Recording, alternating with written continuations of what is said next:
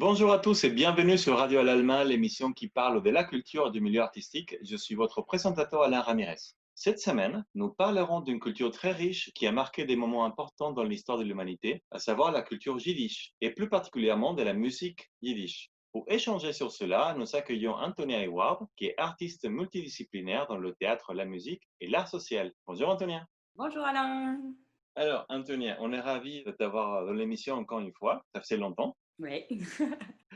Et du coup, alors, on va entamer ces sujets. Est-ce que tu penses que c'est intéressant d'expliquer d'abord qu'est-ce que la culture yiddish? Ouais, je vais essayer d'être très concise parce que c'est quand même très vaste.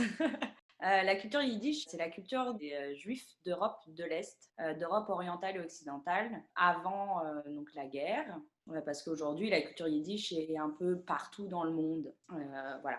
Le yiddish, c'est la langue, c'est pour ça qu'on appelle ça la culture yiddish, parce que c'est la langue particulière donc, des juifs de cette époque en Europe de l'Est, et qui est parlée évidemment maintenant dans d'autres endroits dans le monde, justement avec l'immigration, etc. Et c'est une langue très particulière parce que c'est une langue qui existe depuis le XIIe siècle, si je ne me trompe pas, et qui a été vraiment créée pour la communauté juive et qui est un mélange en fait entre l'allemand, l'araméen, l'hébreu et d'autres langues slaves, là où justement les juifs habitaient. D'accord. Donc oui, justement, une culture assez riche qui a développé cette langue-là, qui a même une façon d'écrire assez différente par rapport à d'autres langues. Par rapport à toi, venons un petit peu à toi. Quel est ton lien avec cette culture? Alors en fait, moi, ma grand-mère paternelle était d'origine juive polonaise, était, parce qu'elle n'est plus là, mais en fait, son père, qui venait de Galicie, avait fait partie des premières grandes migrations d'Europe de l'Est vers les États-Unis au début du XXe siècle. D'accord. Et c'est vrai que c'est une culture qui est restée beaucoup, pas forcément par la langue, mais beaucoup à travers la musique, en fait, et la littérature, et puis l'attachement aussi à la culture de manière plus vaste. Mais ouais, c'est resté dans la famille. Bah, tant mieux, il faut garder ce type de choses culturelles pour pas qu'ils se perdent. Déjà qu'on a un peu du mal parfois à connaître nos cultures d'origine et l'évolution de celles-ci dans l'histoire. Il y a des cultures qu'on connaît à peine parce qu'ils se perdent un petit peu dans le temps. C'est important qu'il y ait des gens, par exemple comme toi, qui font un peu de la musique yiddish aujourd'hui, dans l'année 2020, pour garder ces liens, non, ces liens ancestrales, on va dire, et du coup, oui, tu parlais de la musique. Parce que bon, certainement, il y a l'écriture, il y a la langue, il y a une façon de vivre aussi, mais la musique. Tu disais que c'était un peu comme un pilier, non? C'est quelque chose d'assez important dans ces cultures. Pourquoi? Alors, la musique, on parle de musique klezmer.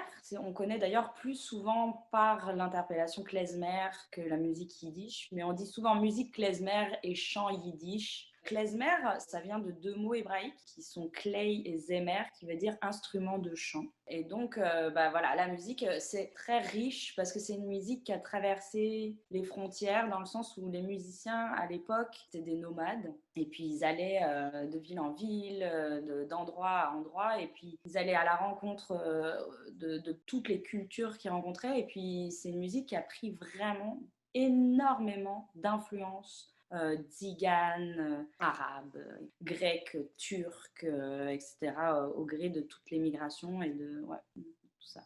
D'accord. Donc oui, c'est une fusion en fait de plein de choses intéressantes. C'était quoi? C'était les gens qui s'adaptaient par rapport à ce qui était sur place. Je sais pas, est-ce qu'il y a des instruments particuliers par rapport à cette musique? Alors, oui, il y a des instruments en particulier dans le sens où comme c'était des gens qui se baladaient, ils avaient besoin d'instruments qui pouvaient transporter. Donc il y avait le violon, qui a toujours d'ailleurs, le violon, la clarinette, l'accordéon, le violoncelle aussi. Voilà, ça c'est quand même des instruments ouais, qui font partie vraiment intégrante de la musique klezmer et yiddish. Il y a plusieurs aspects dans la musique parce qu'on connaît, quand on entend souvent musique klezmer, on entend la musique festive et ça l'est puisque c'était vraiment l'idée, c'était de faire danser les gens. Mais on oublie qu'il y a toute une grande partie de la musique qui est de la musique religieuse, par exemple. Et puis la musique du quotidien qui est les berceuses, les prières, etc. Et puis ça chantait vraiment, il y avait de la musique tout le temps. Donc Et on le voit même dans les moments les plus difficiles de l'histoire de cette culture. Pendant la guerre, par exemple, c'est incroyable comment la musique a été importante, que ce soit dans les ghettos, dans les camps, etc. Et on a gardé de la musique de cette époque. Enfin, c'était incroyable, quoi. Donc, ça a toujours été quelque chose de très, très important, la musique. Il y a eu, je sais pas, un rythme, enfin, je sais pas s'il y a un rythme, mais il y a quelque chose qui a changé justement dans cette période. Est-ce qu'il y a un nouveau, encore une fois, je sais pas si c'est rythme ou genre, ou voilà, au sein de la musique yiddish qui a été peut-être créé, ou des types de paroles qui sont sortis particulièrement à cette époque-là? En fait, ça a été beaucoup, pendant la guerre, il y a eu évidemment des nouvelles choses qui se sont écrites et cetera, du théâtre musical et cetera. Mais c'est surtout qu'ils ont pris énormément de chansons traditionnelles et ils en ont fait d'autres paroles par rapport à ce qu'il était en train de se passer pendant la guerre. Et enfin, en dehors de cette période-là, en général, est-ce qu'il y a, je sais pas, des chansons qui soient hyper connues ou qui soient, je dirais pas l'emblème de la culture yiddish, mais enfin qui se représentent bien, c'est là, pas forcément un hymne yiddish, mais une chanson iconique ou quelque chose comme ça? Oui, je pense qu'il y a des chansons qui sont assez connues, notamment beaucoup les berceuses. Bah, je pourrais juste en parler de une qui s'appelle Oifenpriepetschik. Ça se passe à l'école et c'est un rabbin qui apprend l'alphabet aux enfants. Et ça représente beaucoup de choses en fait de la culture, de l'importance de l'éducation, l'importance de se souvenir, voilà. Et donc je pense que c'est une chanson qui pourrait représenter quand même bien cette culture.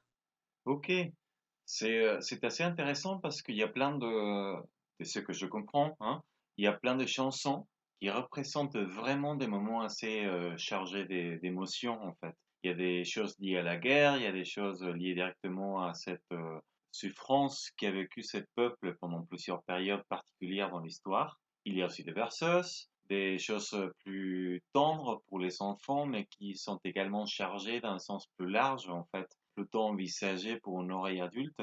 Donc, c'est bien intéressant. Bah, dans le chant yiddish, par exemple, ça raconte la culture, en fait. La musique raconte la culture, donc c'est sûr qu'il y a énormément de chansons, pas toujours gaies, mais qui sont merveilleuses. Beaucoup de nostalgie de certaines époques, mais ça raconte, en fait, ça raconte l'histoire, beaucoup.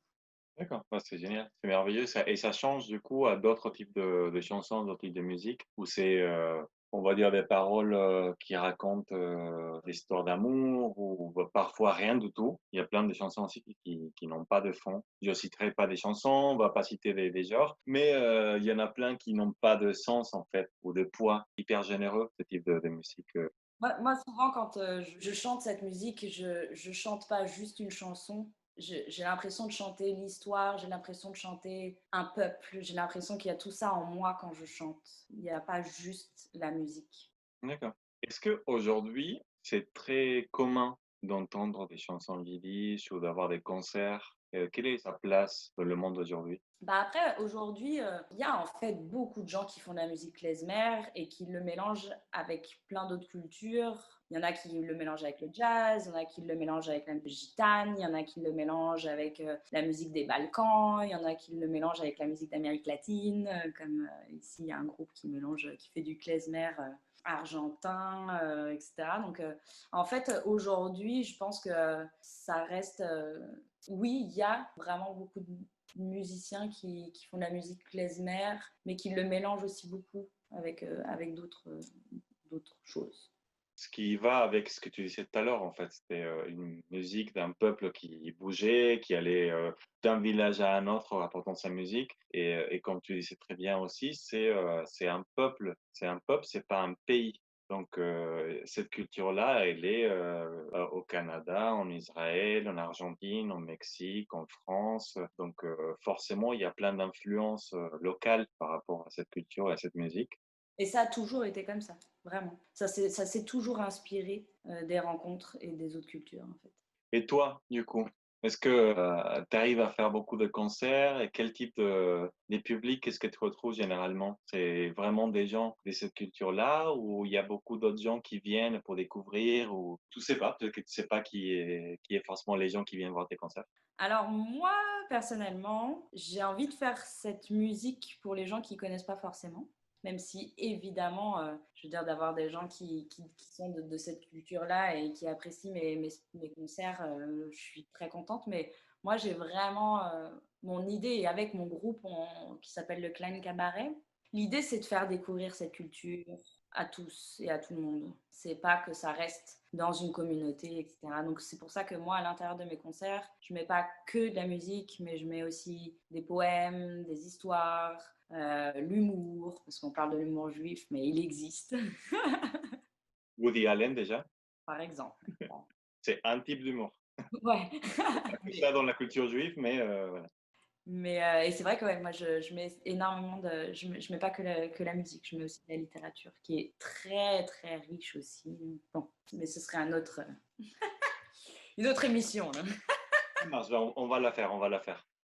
Bah, écoute, je pense qu'on parle trop là, de partager, des musiques, des cultures et tout ça. Je pense que là, hein, il faut qu'on entende un tout petit peu, quoi. Il reste encore un peu de temps dans l'émission, mais je pense qu'on pourrait la consacrer à une belle chanson de ton groupe. Je vais te laisser toi-même la présenter afin que tu nous expliques un peu l'histoire de cette chanson. Mais avant, je remercie tous ceux qui nous suivent toutes les semaines et je vous invite évidemment à penser à vous souscrire si ce n'est pas encore fait et à revenir vers nous tous les mercredis pour entendre des histoires passionnantes liées à la musique, au théâtre, au cinéma, à la danse, avec des artistes qui sont merveilleux un peu partout dans le monde. Donc n'hésitez pas à nous accompagner dans cette émission. Et sur ça, je laisse Antonia pour vous présenter la chanson qui va clôturer cette émission. À bientôt! Merci Alain. Alors c'est une chanson qui s'appelle Spiel mir ein Lied in Yiddish, ça veut dire chantons une petite chanson en yiddish. Donc c'est ce que vous allez écouter. Et donc c'est une chanson donc avec mon groupe. Je suis accompagnée par un saxophoniste et un accordéoniste. Mon groupe s'appelle le Clan Cabaret. Ça veut dire petit cabaret en yiddish. Et c'est une chanson que je vais évidemment vous la laisser la découvrir, mais c'est une chanson qui représente beaucoup de choses parce qu'il y a en même temps l'ornementation que j'en ai faite au début et puis petit à petit quelque chose de beaucoup plus festif. Donc ça représente bien un peu un ensemble de ce qu'on fait avec mon groupe. Parce qu'on fait autant de la musique festive que de la musique justement beaucoup plus, comment dire, moins festive, plus des berceuses, ouais, voilà. Bon, écoutez.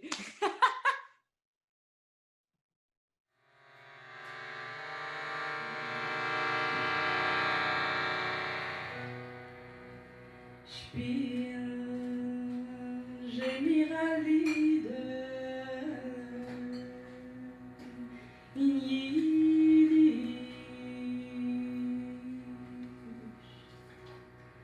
Der Wecken soll es Freud und nicht kein Chiddush.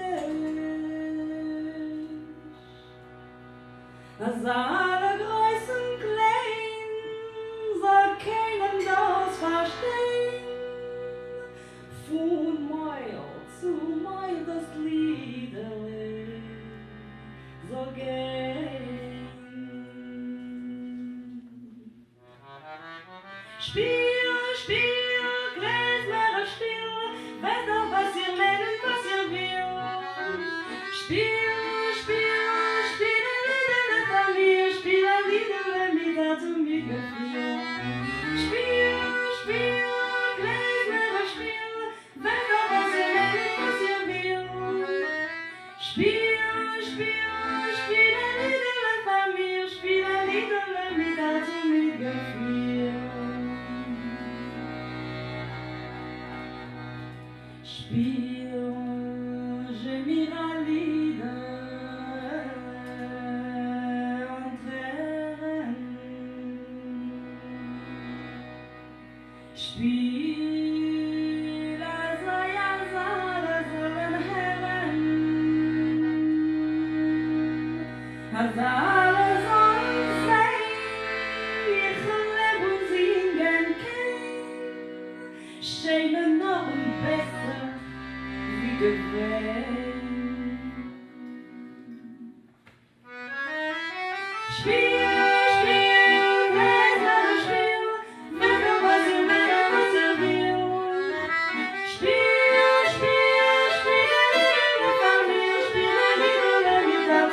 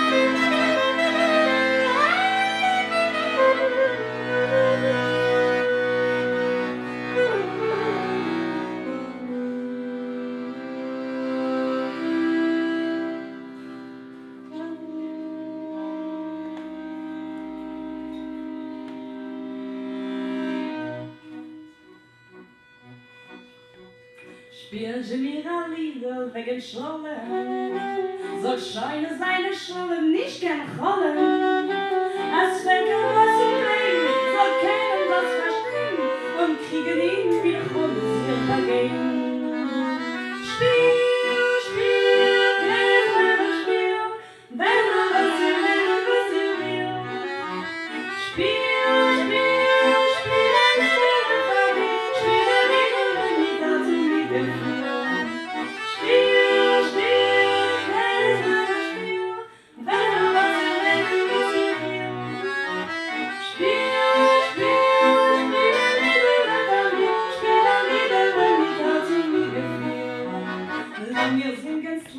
zusammen, wie gute Freude, wie Kinder von einem Mann. Mein einziger Verein, so fliegen frei und frank, in allem Ende sei auch mein Gesang.